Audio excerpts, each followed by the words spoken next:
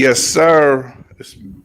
We are back, the one and only Running with War broadcast here on War Media, giving you more of what y'all need in this basketball universe, media centric universe. We talk ball the way that it's supposed to be taught.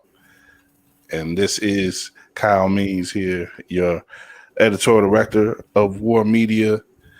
Got my man Sean Terry, the Pharaoh, co-founder of War Media, as well as Drew Stevens, always reliable on the low post, giving you good mindful stats and all that stuff that me and Pharaoh just stick to the hot takes, but Drew actually thinks about the stuff a little more. But we back after a little layoff. It's been about a couple of weeks. But the things are heating up, man, especially with these Bulls and the NBA playoffs. And we doing a little something different tonight, giving you a pre and post game session for the Bulls Clippers game, about a half hour away from tip off at the UC with the Bulls and the Clips. So we're just going to run up with this first session. Me, Pharaoh, and Drew run up to about the tip off, and talk a little bit about the game and what we are expecting to see tonight and everything. But make sure to come back to War Media on YouTube here for the after session. We'll have Pharaoh will be back with us as well. We should have a couple other of our guys with us as well, and we'll be just talk about what wound up happening in the game, and decompress. Hopefully it'll be a positive, uplifting session after the game as well. But we'll have to see. There's going to be some challenges tonight. Just LA. This LA team is a playoff team in general, but they have gotten a lot better over the last couple of days. Welcoming back Paul George, he showed right away the impact that he could make against Utah. In the first half of that game, not so much, but really in the second half, came on fire and really lifted that team to a big come from behind victory in Utah. But no, it was in LA, but against Utah. And what do we think about this game coming up, man? What are our thoughts on this one? The Bulls have been sort of back and forth, good game, sort of alternating good games and bad games. They're starting a final home slate here. About 5 games in a row they're playing here at home to end the season before ending the season overall, the regular season overall in Minnesota. But they have 5 games here, and they're pretty much all against playoff teams. This is the last Western Conference team they're playing in the regular season, maybe the entire season. But this is a playoff team, and they got. We'll talk a little bit more about the upcoming schedule later tonight, but they got nothing but playoff teams coming up. So, the comfort that you get from being at home is undercut by, playing all these teams who are trying to figure out where they're going to be seated. They're fighting for playoff spots, just like the Bulls are. Fifth in the East right now. They own the tiebreaker with the team they're tied with right now who is in 6th, Toronto. But of course, you lose and Toronto wins, and that tiebreaker means nothing. So, there's a lot of tenseness out there surrounding this game. And what do y'all think that's going to mean for what we're going to see tonight? You got it, Drew.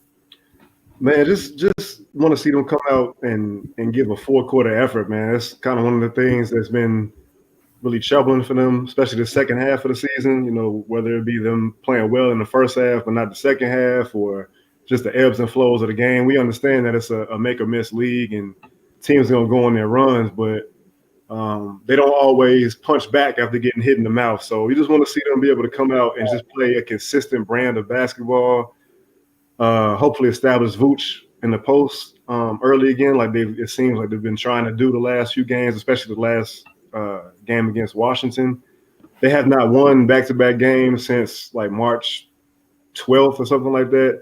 So you like to see them string together a second win and get this 5-game homestand off to a good start. Yeah, for me, it's about continuing to refine the defense, right? Like even though they've had slippage and they've had their games where they've come out and let teams run up the score on them. I want to say since Caruso has been back, the defense has gotten a little better, and the effort is that's always infectious, right? So what he brings to the court, guys are mimicking that. I'm looking forward to seeing a minutes uptick for Patrick Williams. I think the Clippers represent an opponent where the length on the wing that they have, like you need Big Pat out there. And maybe spot some minutes against him to see if he can slow Paul George down, and maybe he gets motivated to shut down one of the best wing players in the league. I'm sure he hears the criticism. We talk about it on Twitter. I even made the reference the other day, like I'm seeing a lot of the Tim Thomas vibe with Patrick Williams. For the Bulls fans who over the age of 30, they can remember Tim Thomas. Big East, freakish athlete, small forward, power forward, ability to dribble, finish. I see a lot of similarities, but the knock on him in his career was that he just didn't bring it, and play up to his potential, at least for up to the tools that he had, in his bag. And you hope that that's not what we have in Patrick Williams, the number 4 pick. Like you're a top 5 pick, bro. There's a certain level of intensity. Regardless to health, regardless to, if your shot is falling or not, you expect a certain level of intensity from a top 5 pick, and we haven't seen it yet. He's only 20, so it's still time to figure that out. But I'm looking forward to seeing if there's an uptick in his game.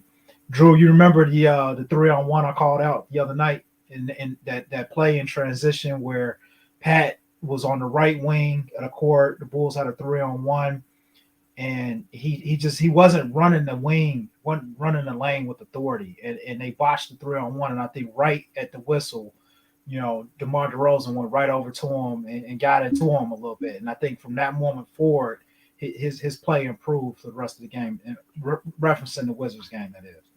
Yeah, I do, and kudos to you for calling that out, because I think you're the only person that really called that out that I saw, at least on Twitter. It just speaks to what you talked about and what's kind of been the overall theme with how like Bulls Nation feels about Patrick Williams. It's just the fact that he has to be told, time and time again that you can be this guy, or you need to be doing things this kind of way. Like this, there's certain things that rookies, first-year players, second-year players, maybe even third-year players, they're going to have to learn, have to experience some things and kind of take their lumps. But the aggressiveness, like having to be told to play with a certain motor is still troubling for me. And I don't want to get too down on Pat because he's had a lot of lumps, a lot of things that he can't control or couldn't control, kind of throw his first couple seasons for a loop. But I just want to see that same. I just want to see a certain consistency with his intensity. But that first game back against the Raptors, I thought he showed it. He shot the ball. He wasn't playing tentative. He played pretty good defense on Siakam. He was using his body. Didn't seem to be thinking too much. But then, he kind of goes into these lows the next couple games, and to the point where Billy Donovan's even speaking about it in the media, where he's saying that, I want to play Pat. Pat wants to play a certain amount of minutes, but he's got to earn it. And it's kind of funny that the guy whose minutes, who Donovan is having to choose between has he doesn't have that problem at all in Javonte Green. You don't have to tell Javonte Green to play hard. There's a whole reason why Stacey King has there's 5 Javontes on the court. I think, and I just worry that that's not something you can learn. So I don't know really what's gonna finally click for him. Yeah. You just hope that Well, yeah. something happens. I mean, a lot of that probably is inbred, but I think if you do have the right people around you who are playing that way consistently, maybe it could be more of an osmosis thing, with it rubs off on you, and I mean, you never know what people got going on or how they're really feeling physically. So maybe there's still something that keeping him from giving out the all-out effort that we like. But I think you talking about tonight's game in particular. I think a lot of the pregame that the pregame coverage that I've been seeing. Shout out to Rob Schaefer, my colleague at NBC Sports Chicago, and the pregame show right now. Not to if y'all want a 2-screen, they Kendall Gill and Will Perdue were talking about Alex Caruso really taking a lot of the brunt of the coverage on PG tonight. So I just want to get y'all thoughts on that possible matchup. If that is the matchup that we see more, as the Bulls, probably at least at the top of the, maybe the top of the, at the top of the defense, using Caruso as the first look against PG. What do you think about that, being the way that the Bulls approach this and approach sort of containing him from the outside in? You can take that first, Sean.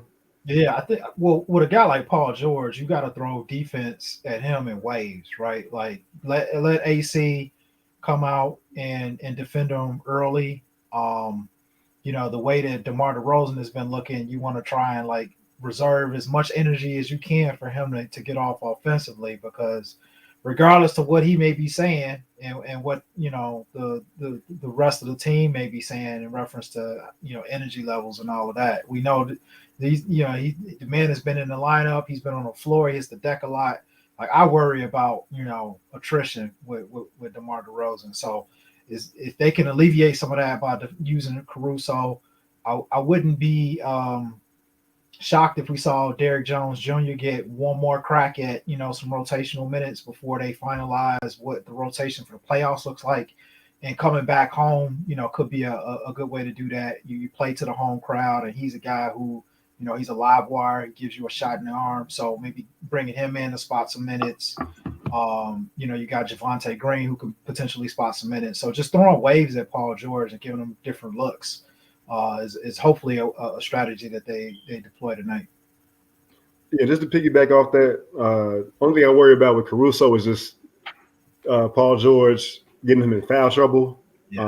So he's a vet. He's savvy. I think depending on how the refs call the game, I think he can keep himself out of trouble. But there's it cuts both ways, that aggressiveness that Caruso plays with. So hopefully it cuts in the Bulls' direction tonight. Yeah. Another big game that's going on at this moment already started out in Brooklyn. Nets and Bucks. That's good. That's good alternate viewing. When at least when the during the commercial breaks and stuff. It looks like right now it's pretty. I think it's like 19-18. Like they took the score off the screen, but it's pretty close right now. Early on in that first quarter, I mean, looking at the Bulls right now in this Eastern Conference, this Eastern Conference overall, like I said, number 5. If the playoffs ended today, they got Boston in that first round. They'd be without home court. But you got Miami sort of alternating with Boston had the top spot for a minute. Miami's gotten itself back up there, and you figure Milwaukee is ready to strike at any time. What do we think about the outlook overall in the East, the landscape, I should say, overall in the East, and how the Bulls fit in it right now? Man, it's gonna be interesting to see if if the Miamis, the Milwaukee's, the Sixers, the Boston's of the world, how they play this thing out the last 6-7 games of the season. Do they try to push for that top seed, or do they rest guys to get them ready for the playoffs and low key try to dodge a matchup with potentially a matchup with the Nets? They make it out of that play-in round, which we all would assume. I'm guessing that they would. But as far as the Bulls are concerned, because they got the tiebreakers against the Raptors and the Cavs, and I just heard that Mobley injured himself. So not a long-term thing, but something that may cause him to miss like 3 or 4 games. I feel like they're not going to drop out of that direct playoff spot. Like, I don't think they'll fall into the play-in range. But yeah, I put this on. I tweeted this out about who I might want to face if I'm the Bulls. Would I rather play the Celtics or the Sixers?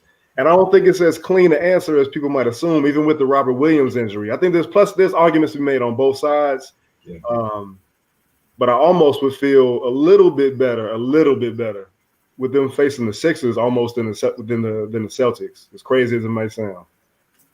Yeah, and that's I see what you're saying, man. Because the thing with me with the Sixers is just that Embiid has just killed the Bulls so much, But they haven't really caught on the way that you would think that they might have post the Harden trade. Mm-hmm. So maybe there's a listlessness that on that team that can be taken advantage of. I don't know if I would go in that direction automatically right now. I think Boston they do lose quite a bit with Williams, and they lose quite a bit that they would use effectively against the Bulls. Rim protection, rebounding. That's the heart of what Williams provides them. So without him, if you're the Bulls, you want to get that team in that first round when he's not coming back. There's a chance that he may come back in the later rounds if they make it, but if they get in that first round, they're not gonna have him. So you the Bulls, that would probably be the best chance you have at getting them in that first round. Boston, I'm saying. And beyond that, you talking about I don't know, man. It's something about I've sort of been this way all year with Miami, and I know maybe it's my annoyance at the Heat culture stuff, but I just don't buy them the way that so many other people do, and I think they're primed to be knocked off by Brooklyn if Brooklyn gets in that 8 spot. Wow. So if you're the Bulls, I think being in that 4 or 5, whether you have home court or not, is probably the best spot you want to be in, because you will want to probably avoid that. Whoever you will want to avoid being in that 6 spot definitely, and seeing possibly the Bucks or Philly. Probably would be more. Have the choice be Philly or the Bucks. I'd rather the choice be Philly or Boston in the first round. Y'all gonna say I'm wilding, but I want the Bucks, man. I want the defending champions. We done shed blood against them already. Like it's personal. Well, I want them in the conference finals, bro. I don't want them in the first round. Well, y'all say I look at things through the rose-colored lenses, but I'm also a realist. I don't see I don't see conference finals for the Bulls, but I think a 7-game battle with Milwaukee, or a 7-game series against Milwaukee would bring the best out of the Bulls. They probably wouldn't win. There's a good chance they won't, but But I'm saying that's why I would rather see them in the conference finals than the first round. I'm not confident we'll get past the second round, regardless of opponent. I think the Bulls have, barring a miracle, and I don't know what the latest status is on Lonzo Ball, but if he can get himself back into shape to play in the playoffs, maybe they have another uptick in the defensive efficiency and ball movement, and they play better. yeah, I see us being a second round and exit team, which is good. That's a accomplishment for all things Yeah, considered. yeah. And we'll talk more about that probably Yeah. when the season's over. Like, you know, and taken away. But I think I agree with you man, already. Like the Bulls losing the second round is not a failure this year. Mm-mm. It's just that we were so warped by that start to the season. Like it's like, a lot of us let ourselves dream, and it's understandable. It's been a long time since we've had a team that was this enjoyable. As this team was at the height of the season, and even at this point, they're still an enjoyable team. They're just not the complete team that we want to see. But there's still time for this to build and develop. Yeah, true indeed. I will say this: I was one of the folks that was screaming from the mountaintops, like the defensive effort is not sustainable for 482, and love him for what he's done to create the culture change, but I still feel like there was a gross roster negligence in some respects with how AK comprised the roster and not addressing the front line. I feel like this is kind of a repeat of last year when they chose not to really have depth at the point guard position, and that comes with a cost. So now we potentially have a matchup like Philadelphia where we're drastically undersized. We see what the rebound and disparity is like for the Bulls. So, I mean, it is what it is at this point. You roll what you got, but Let's touch a little bit on that before we sign off for the game. Yeah. There's been the past 24 hours. There's been a lot of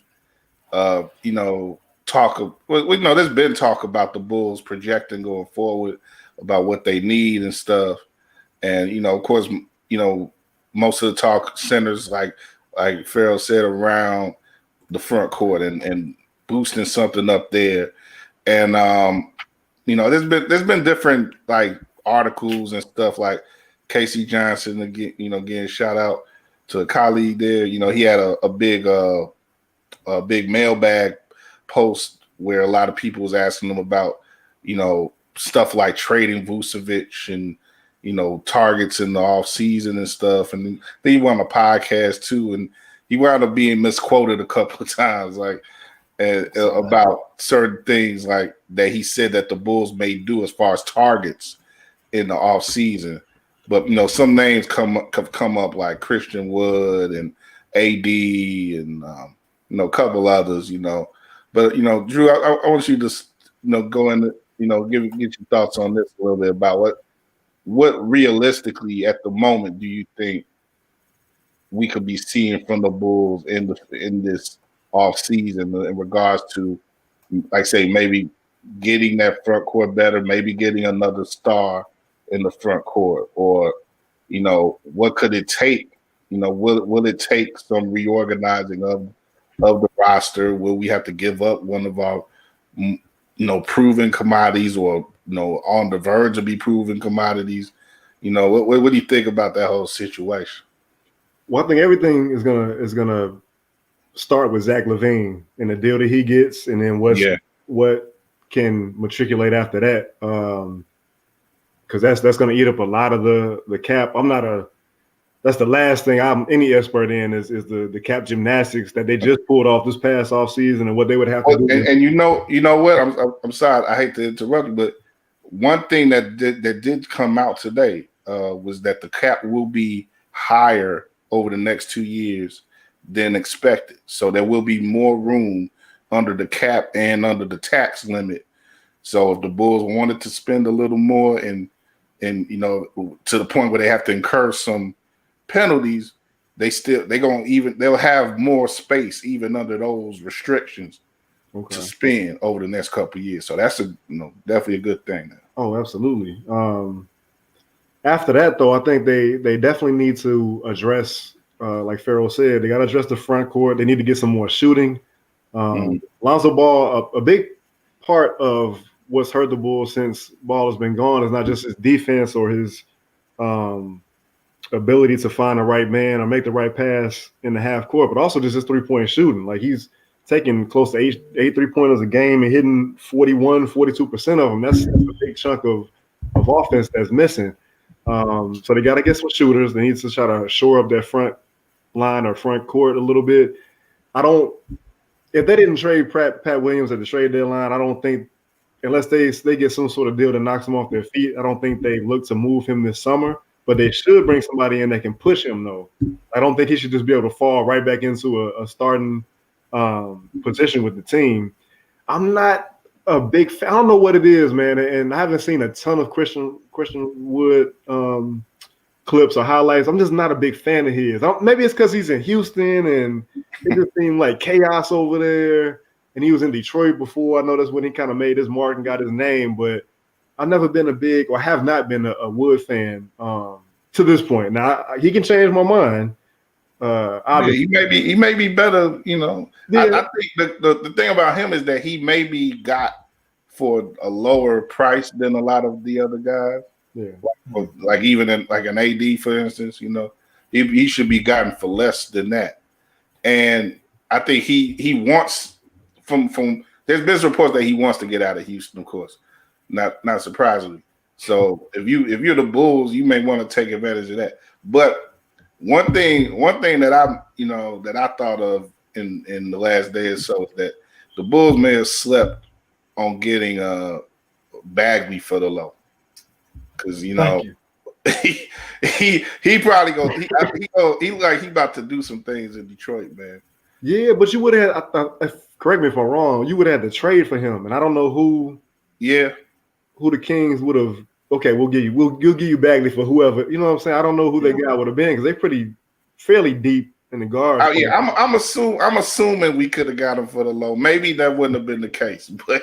No, but he may have been worth it either way though. Yeah, so we'll see. But yeah, I know we run up against it, so I'll just make this one last point before I toss it to Pharaoh. But if they do decide to move Vooch and he's got a friendly contract because it's de-escalating, so another team might look at that with big eyes. But if they trade Vooch, they need to get somebody who kind of mirrors what he can do because he's important to this team, especially what they do on the offensive side of the ball. So they need to find somebody who can not only kind of be a hub of the offense, who can take passes from Levine or DeRozan or playoff pick and rolls and pick and pops, but somebody that can make decisions quickly, get rid of that ball quickly when they need to. And I'm not sure you can run offense through him. Yeah. So I mean, I don't know who's going to be available, but I don't know if you can go back. I don't know if I would feel comfortable if I was AK or Mark Eversley going into next season with this exact same roster. Yeah. And to that point, I'm not like, oh, we got to get rid of Vooch, but just be smart about it. You know, no doubt. Be smart about it. Mm-hmm. Farrell, you got anything else to say before we start to wrap up? We saw with the Lonzo Ball situation where there's smoke, there can potentially be fire. We heard the Jakob Poeltl name kicked around at the trade deadline. Yeah. And he seems like a guy that fits the mold of what AK likes in his big man and could potentially, be acquired without having to, overextend, give up too many assets. In an ideal world, pie is the sky, like, AD, I'm not really that high on him given his injury history, but DeAndre Ayton in the situation in Phoenix is the one that I would be looking at. I've rim protector mentioned too with the KC stuff. That would be ideal. Yeah. Okay. I need to check the article out then. Yeah. AD. I was talking with some people on Twitter about AD and like people like if you could get AD for a box of sneakers, you get AD for a bucket of wings from Harold's. Yeah. I mean, like, hey, come on home, baby, come on home. But I'm not giving up Zach for him or nothing like that. No, or maybe even Vooch. Like, it's like he just misses too many games, man. It's a shame, man, because when he's healthy and going, man, he's that dude. But he just misses too much time for me, man. Yeah, and I don't know how that's going to change as he gets older. Yeah. But the motivation too is a little scary, man. I'm not sure where his, yeah, his care factor is right now. yeah. I mean, there's a lot about his story where it's like you could think that he's just like okay, I got big enough to play this game, so I'm gonna see it through, and I've gotten what I've gotten out of it for life. He's not Andrew Bynum, but he may not be that much off of that, Yeah. But yeah, there's a lot more to break down about that, and of course there'll be the whole off season, and we'll hopefully that'll be figured out one way or another. But we're gonna wrap up for now as the game they're gonna start getting things going at the UC. I wanted to shout out our guy Steven Gardner, who started this week with some good new Bulls content on our Substack, WARR Ready, Substack, search WARR Ready. And I think if for those who are not so high on Vucevic, read his latest pieces right at the top of our Substack, and read what Steve had to say about his performance in DC in particular, and the way that he describes the way that the Bulls were running offense through him, and he was allowing passes to get to people, get the ball to helping distribute the ball, and doing things like that. And I think that'll if it doesn't make you a big Vucevic guy, it should give you more to think about what he provides to this offense, like Drew was referencing earlier. So check out Steve's work with us. And I was hoping to get him on tonight. We may get him on for the post game. We'll see, but if not, then we'll get him on soon. And we will be back later. Me and Farrell will definitely be back later. Drew won't be. Hopefully, we may have Gabe on or someone else. So we'll see. We'll check back after the game. Like I say, starting to get things going at the UC, starting the introductions and stuff. So, I guess before we go, what do y'all expect as far as a result for the night? I'm gonna go with a win. Stay hot. Stay hot, man. You got it. These are playoff intensity games right here. So I'm with you. I think they're gonna win. I think they're gonna win tonight. I'm not being a homer necessarily about it, but I'm sort of being a homer. But I think they're gonna win tonight. My heart want to follow y'all. I feel like it's another one step forward, one step back situation about to happen tonight. I mean. The only good thing about that would mean that they would likely beat Miami on Saturday. So if they beat Miami on Saturday, maybe it'd be worth losing tonight. But I think they could win the night. And I just want to see some momentum over the course of multiple games. Yeah. And I think we all want to see that. And let's say get them back to what the type of game, the type of positive streaking they were doing in like the first third of the season. It'd be nice to see that in this last week of the season going into the playoffs. Definitely. Yeah. All right. So that's it for now, y'all. Thanks to everyone who checked us out here. Of course, you can keep checking us out on WARR on Anchor or our podcast platform, our live streams here on YouTube. And keep up with our guys. You see the tags there. Drew, look what Drew did. I'm sure if you're talking Bulls on Twitter, you should be seeing him around anyway. And Farrell, of course, Farrell always mixes it up with Bulls Twitter as well. So as well as he does on here. So, but actually, he'll be on with us after the game as well. But we'll get back with Drew next week, man. Anything else you got going on right now?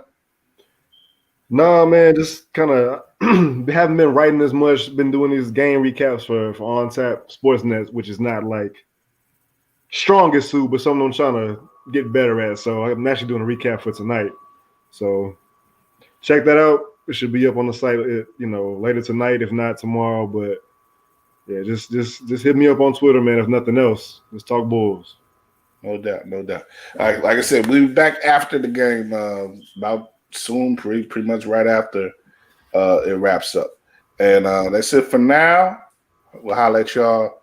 Keep bouncing. All right, boys. Peace. All right. Appreciate you, Kyle. Yeah. Thanks for coming on, man. Yeah, no problem. I hope my damn stream. This should be so delayed, man.